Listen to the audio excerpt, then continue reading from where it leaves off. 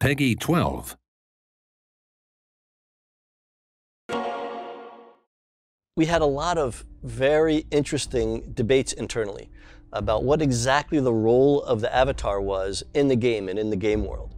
You'll be able to create your own unique avatar that will represent the leader of your empire throughout the game.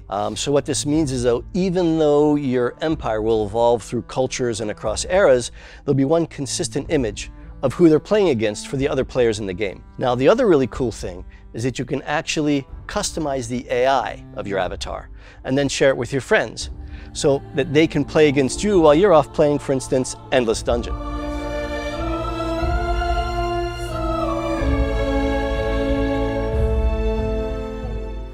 It's something new for Amplitude to do this type of characters. It was a huge challenge for us to build the system from the ground up. We spent a lot of time thinking about how it should look, using the right shaders, using the right techniques to create a visual aspect that is very coherent with the rest of the game, with the illustrations and the terrain. We wanted to give the player a lot of choices on how they look. So we imagined a system where you could change a lot of facial features. So there is quite a lot of possible combination for the player. So additionally, the avatar would wear the costumes that represent the culture the player chooses. So on those costumes, we wanted them to be as historically accurate as possible. So every pattern, every belt buckle has to be checked with our historians. So it was quite a big amount of work, but we are quite proud of what we did.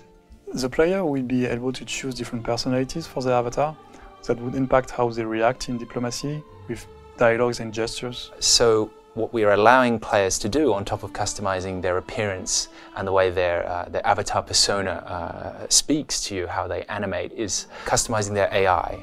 So how do we do this?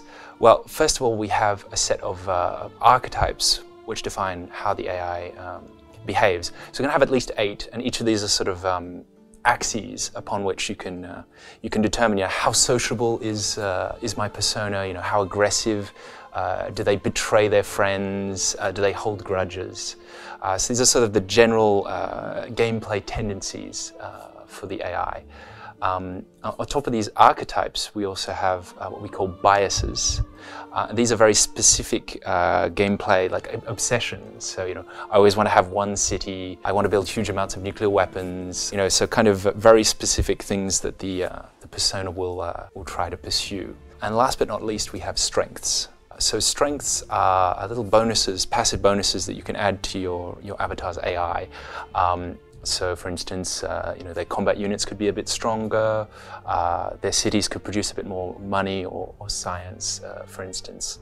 Now, you won't have access to all of these archetypes, biases, strengths from the very beginning. You'll have to unlock them gradually through achievements. And obviously, some builds are going to be stronger than others, so there'll be scores associated with these different things that you can add to your avatar. So you can imagine setting up a great big game with all of your best friends' personas in it, and you can say, Michael's persona, he wanted to build his island empire, he colonized the seas, and Thomas has stockpiled thousands of nuclear weapons and is holding the world ransom.